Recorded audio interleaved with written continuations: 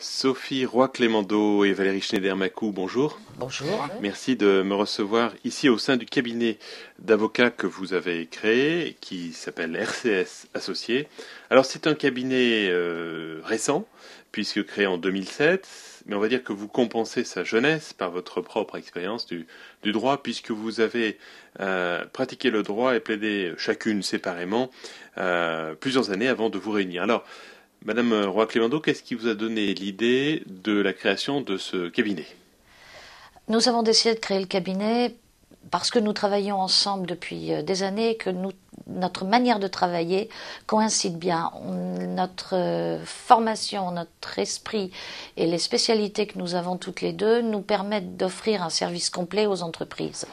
Nous l'avons fait aussi parce que nous voulions justement offrir un service qui rentre plus au sein des entreprises. Il est plus important pour nous d'aider réellement une entreprise dont l'activité essentielle est de produire et de vendre et pas de traiter des dossiers juridiques. Le droit, c'est jamais qu'un mode d'expression, c'est un cadre dans lequel on doit s'insérer, mais l'objectif d'une entreprise, c'est pas de s'insérer dans un cadre, c'est d'agir en dépit, avec, malgré, pour ou contre ce cadre. Et on est là pour ça, et à toutes les deux, avec nos spécialités, nous arrivons justement à rentrer dans les entreprises, à sortir du côté dossier des avocats, ça nous permet à toutes les deux d'être aussi une entreprise et puis de participer à la vie de beaucoup d'entreprises et de tous nos clients, plus qu'avec des dossiers. Oui, et je note que vous êtes installé dans un centre d'affaires. Est-ce que c'est un choix, le signe que vous voulez vous démarquer des cabinets traditionnels d'avocats? Valérie Schneider-Macou. Oui, effectivement, c'était notre ambition. Comme l'a dit Sophie-Laurence Roy, ça faisait 7 années qu'on travaillait ensemble dans le même cabinet d'affaires, un cabinet un petit peu classique.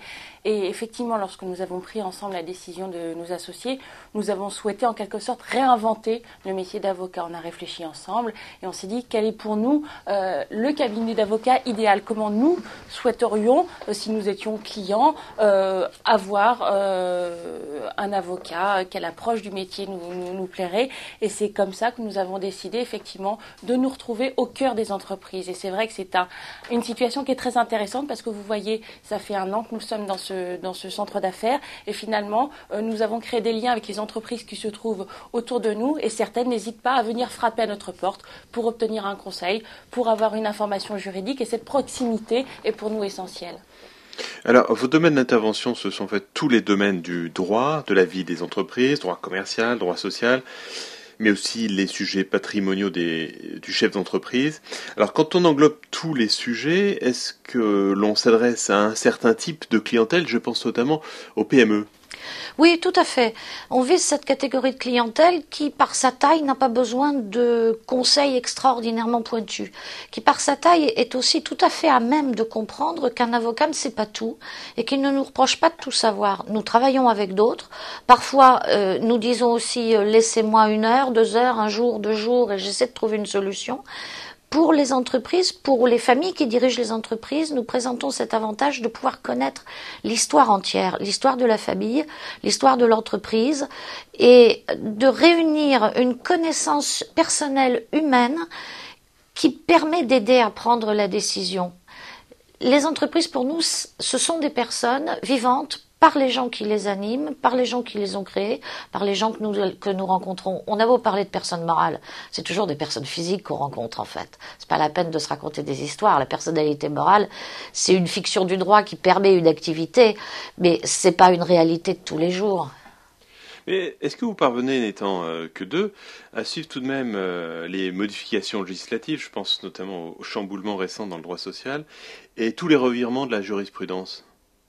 Alors effectivement, ça fait aussi partie des réflexions que nous avions fait lorsque nous avons réfléchi à la façon d'envisager notre cabinet futur et nous avons souhaité être à la pointe de la technologie en la matière. Effectivement, nous sommes dotés des outils informatiques les plus pointus et nous avons toute notre documentation en ligne sur Internet avec divers types d'abonnements qui nous permettent, par un système de veille, par un système d'abonnement, d'être justement à la pointe de l'actualité sociale. Et je m'attache, moi, tout particulièrement à écrire tous les 15 jours des articles, par exemple, sur des portails pour les PME, dans des publications diverses. Et ça m'instreint, cette discipline m'instreint justement à suivre quotidiennement l'évolution de la jurisprudence. Et en ce moment, je m'attache tout particulièrement à la loi de modernisation du marché du travail du 25 juin 2008, qui est essentielle et qui a apporté effectivement des évolutions majeures dans le droit du travail. Et quand vous êtes confronté à des questions très spécifiques, ça doit se produire, faites-vous appel à des spécialistes et profitez-vous pour ça d'un réseau de partenaires que vous avez mis en place ? Tout à fait. Nous avons créé un réseau de partenaires dans la même profession que nous, avec certains cabinets dont nous savons qu'ils acceptent de se plier à notre mode de fonctionnement à l'égard des clients. Et puis dans d'autres professions, ça peut être des experts comptables, ça peut être des conseils en investissement lorsqu'il s'agit d'optimiser des investissements. Ça nous permet parfois de recommander puis d'assurer une direction de dossier à l'égard du client. Et pour le client aussi, c'est toujours très important d'avoir un seul interlocuteur dont il sait qu'il n'hésite pas à connaître et à reconnaître ses limites. Ça aussi, c'est important. C'est une question de confiance entre nous. Valérie Schneider-Macou, quels sont les objectifs de développement du cabinet ? Puisque vous êtes lancé comme une entreprise, sans doute aviez-vous écrit un business plan. Est-ce que vous arrivez à le tenir ? Alors effectivement, nous sommes assez ambitieuses de ce point de vue-là. La réussite du cabinet nous le permet. Nous avons dès septembre de cette année un nouveau collaborateur qui a rejoint notre équipe, Maître Julien Duguet, qui est spécialisé en droit social, droit commercial, droit de la santé.